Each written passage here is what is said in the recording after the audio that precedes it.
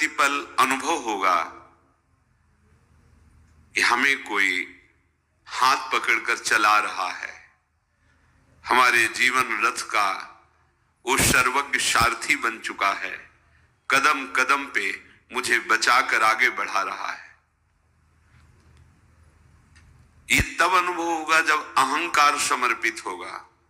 थोड़ा भी अहम है तो ये अनुभव में नहीं आएगा। दूसरी बात, अनन्य चिंतन। फिर तुम्हें योगक्षेम की चिंता बिल्कुल नहीं होगी।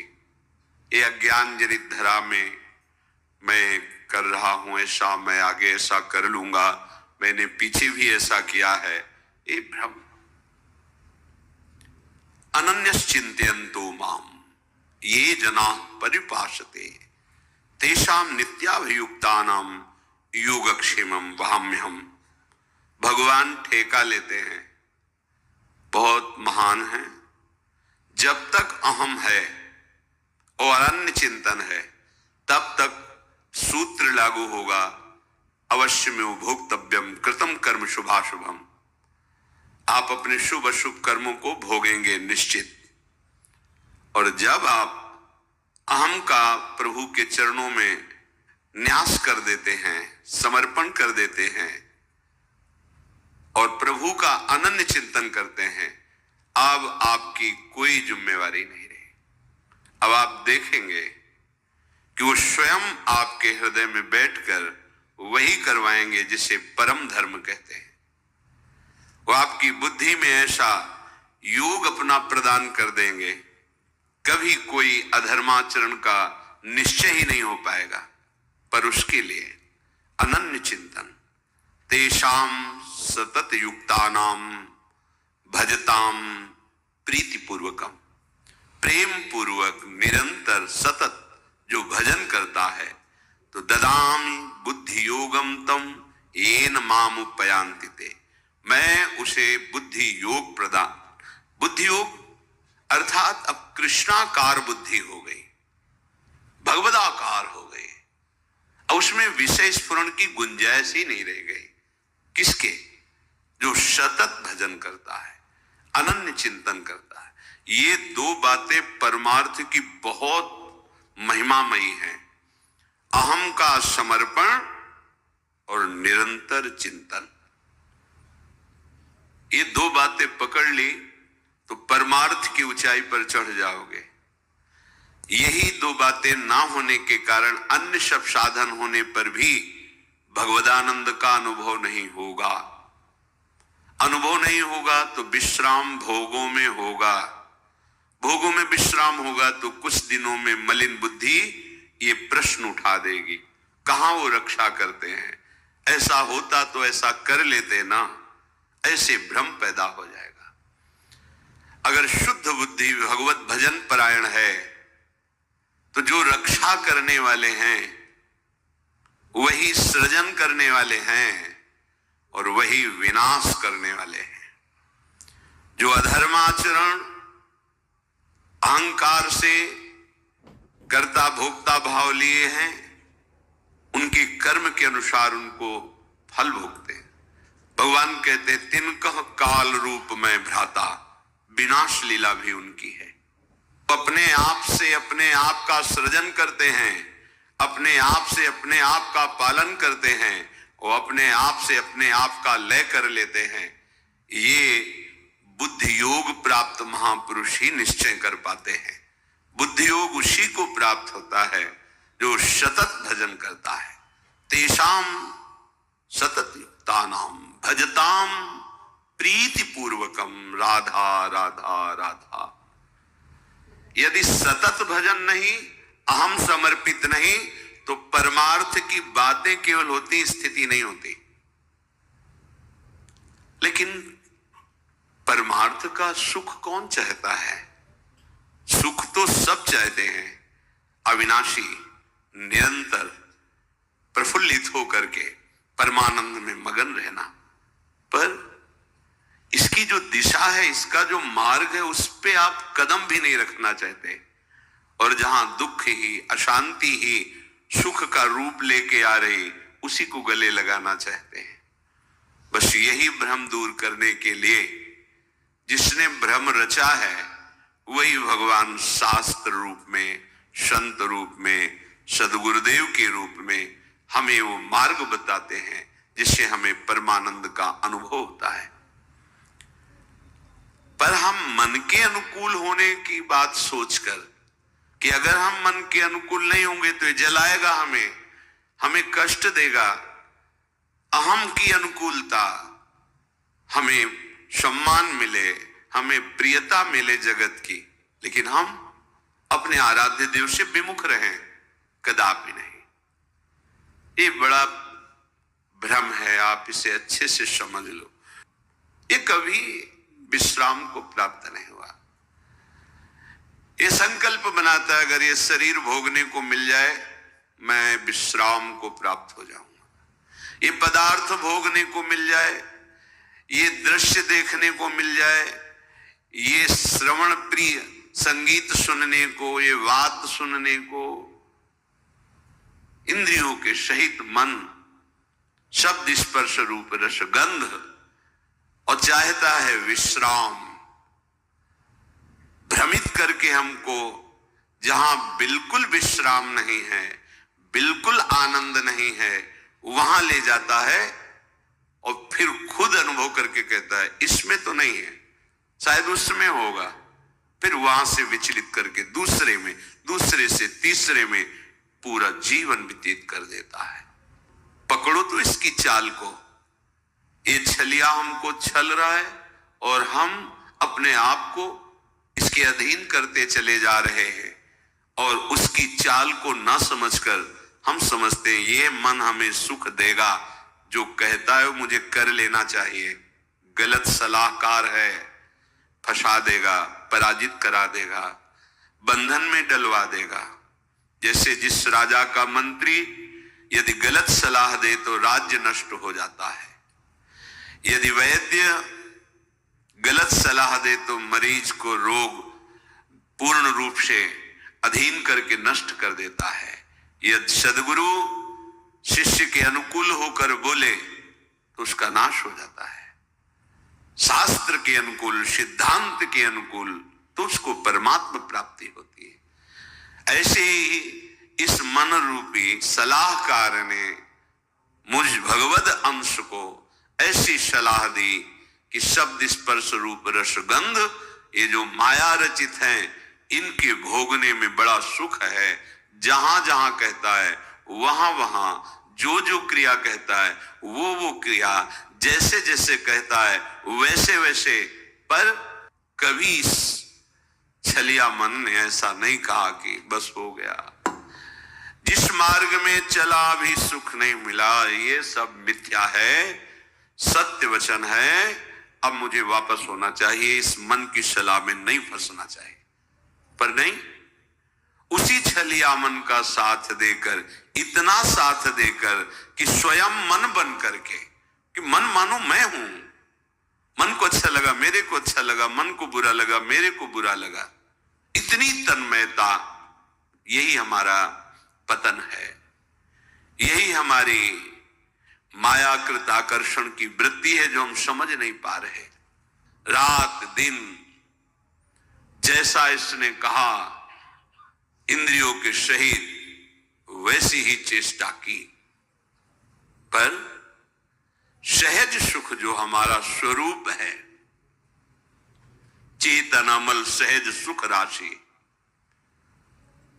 हम अपने स्वरूप का विस्मरण करके हमारे ही बल से बलवान होकर इस मन और इंद्रियों ने हमें फंसा दिया, दुर्गति कर दी। अपने सहज सुख को, जो आत्मस्वरूप है, जो आराध्य देव हैं, सहजानंद वर्षिणी श्यामा जो, इनके नाम सुख को क्या पैसा लगता है नाम में? अंदर ही अंदर राधा राधा राधा, किसके सहयोग की जरूरत है? कौन सी क्रिया के संपादन की जरूरत है? राधा राधा राधा। अब नाम स्मरण करते हुए जो धर्म कर्म है खूब करो, 10 गुना लाभ बढ़ेगा। 1 अंक विराजमान कर दिया, फिर शून्य बढ़ाते चले जाओ, 10 गुना उसका महत्व बढ़ता चला जाएगा शून्य का।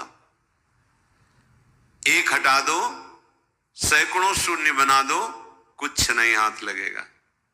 ऐसे ही सहज सुख, नाम रूप लीला धाम, ये हमारा स्वरूप है, हमारी आत्मा है, ये हमारा आराध्य है। भूल गए इसे। सहज सुख को भूल करके इंद्रिय और मन के द्वारा हम ठगे जा रहे हैं रात दिन, अपने को बड़े बुद्धिमान समझ रहे हैं। इसीलिए कहा गया है राम ही भजई ते चतुर नर। वही चतुर है इस संसार में जो माया के आकर्षण से बच करके नाम जप कर ले जाए। नाम जप नहीं हो रहा तो जीवन व्यर्थ जा रहा है। निशिदिन भ्रमत, रात दिन दौड़ा रहा है मन, ये कर लो, ये मिल जाएगा, इससे सुखी हो जाओगे। इतने अधर्माचरण, इतने पापाचरण की फिर बुद्धि निर्णय करना बंद कर देती है। वो पशुवत, वो राक्षसवत हो जाता है। आंख खोल के देख लो, भगवद विमुख कैसा अंतःकरण निश्चय करता है, कैसा मनन करता है, कैसा चिंतन करता है। निंदनीय से निंदनीय कृत्य करने में उसको कोई संकोच, कोई लज्जा, कोई भय नहीं लगता। दुर्दशा यही है, जीते जी दुर्दशा यही है। आप अपने बल को भूल करके इनके अधीन हो गए। अब ये जो चाहे करवा रहे हैं। हम कहते हैं हमारे में तो सामर्थ्य नहीं, वो आपकी ही सामर्थ्य से हो रहा है, आप समझ नहीं पा रहे। भ्रमत, आप भ्रमित हो गए हैं। ऐसा लगता है मन बहुत बलवान, इंद्री बहुत बलवान, और आपके ही बल से वो बलवान है। श्री प्रहलाद जी महाराज भगवान नृसिंह देव जी से कह रहे, हे नाथ, जैसे एक पुरुष की बहुत सी स्त्रियां हों और वो अपने अपने शयन गृह की तरफ उसे खींच रही हों, ऐसी दुर्दशा है। नेत्रेंद्रिय अपने सुख के लिए, श्रवणेंद्रिय अपने सुख के लिए, घ्राणेंद्रिय अपने सुख के लिए, रसेंद्रिय अपने सुख के लिए, त्वगेंद्रिय, जनेंद्रिय, सब। प्रभु बचा लो इस दुर्दशा से जीव को। तो प्रभु ही शास्त्र, सदगुरुदेव संत के रूप में वो सूत्र बताते हैं, वो युक्ति बताते हैं, जिससे तुम मुक्त हो जाओगे इस बंधन से। फिर तुम्हें समझ में आएगी ये बात। अभी तो ऐसा लग रहा है कि कथा भागवत का कोई पुण्य मिले सुनने का, और जो चाहे वो हमें लाभ मिल जाए, बस यही है। यद्यपि विषयों के संग ने कितनी जलन प्रदान की, असही पहले भोगने की इच्छा की जलन, फिर भोगने में जो इच्छा की थी भोगने की वो सुख नहीं मिला, फिर उसके बाद एक नवीन तृष्णा, नवीन भोग वासना वो जला रही। भोगते भोगते क्षीण हो गई शक्ति, बलहीन हो गया, इंद्रियां बलवान, भोग इच्छा बलवान, रात दिन जला रही। ऐसे संकट में, ऐसी प्रवृत्ति में वो निकल नहीं पा रहा, अंदर ही अंदर जल रहा है। कैसे निकलूं? यद्यपि जान रहा है कि यही मुझे कष्ट दे रहा है, यही मुझे फंसा रहा है, फिर भी उसी में। यद्यपि विषय संग सह्यो दुषह दुख, विषम जाल अरुझान्यो। आहा, असही संकट सह रहा है, कठिन जाल में फंस गया है। ये जाल दिखाई नहीं देता, बस फांस लेता है। कहां फंसे हो देखो, पर अंदर से ऐसे फंसे हो कि जी नहीं सकते। ये माया जाल है। मछली फंसती तो जाल तो दिखाई देता है, लेकिन माया का फेंका हुआ जाल दिखाई नहीं देता, फंस जाता है जीव। और ये सदगुरुदेव के शास्त्र के वचन ही इस जाल से तुम्हें मुक्त करा सकते हैं, दूसरा कोई नहीं। और इस जाल का प्रभाव है कि उस जाल से निकलना ही नहीं चाहता, उसी जाल में सुखी रहना चाहता है। ये बड़ी विचित्र दुरत्य भगवान की भ्रमात्मक माया है। यद्यपि विषय संग सहयो दुषह दुख विषम जाल अरुझान्यो तदपि न तजत मूढ़ ममतावश जानत हो नहीं जाने।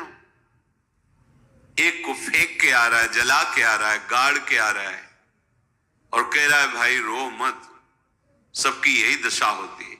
जान रहा है इसका, अरे कोई साथ नहीं जाता, सबको ऐसे जान रहा है पर ना जाने वो केवल बोल रहा है, अंदर से नहीं समझ रहा है, फिर जाके उसी विषयों में सुख खोजता है। उसको ये पता नहीं कि जिस शरीर का आश्रय लेकर हम विषय भोग रहे, ये शरीर ही नष्ट हो जाने वाला, ये शरीर ही दुखमय है, फिर इससे भोगे जाने वाले विषय कैसे सुखमय हो सकते हैं। रसेंद्रिय अच्छे अच्छे पदार्थों के लिए ललचा रही है, खाने के बाद 6 घंटे के बाद ऐसा दुर्गंध युक्त मल बनता है, उसी को ललचा रही थी। कैसी कैसी मायाजनित जाल के फंदे जिसने हमें बांध रखा है। अरे केवल प्राण पोषण करो, धर्म युक्त कार्य करो, निरंतर नाम जप करो और छूट जाओ इस शरीर बंधन से। ये समझ में ही नहीं आता। तुम अविनाशी हो, शरीर विनाशी है। शरीर से जितने भोग भोग रहे हो ये सब मायाकृत जादू का तमाशा है, इनकी सत्ता ही नहीं है। बस प्राण पोषण करो और प्राणनाथ का भजन, उनकी आज्ञा के अनुसार मुक्त हो जाओगे इस माया खेल से। बहुत जन्म हो गए, अनेक जन्मों में बहुत से कर्म किए और ये कर्म रूपी कीचड़ में ऐसा फंसा लिया हम निकल ही नहीं पा रहे। एक कर्म बख्शने वाला नहीं, एक एक चेष्टा इस भूमि पर जो आप करेंगे एक कर्म भूमि है। इस भूमि पर इसीलिए शब्द कहा है। अन्य लोकों में वही कर्म करोगे जो तुम्हें भोग भोगने, बस नवीन कर्म नहीं होता। देवलोक में नवीन कर्म नहीं होता,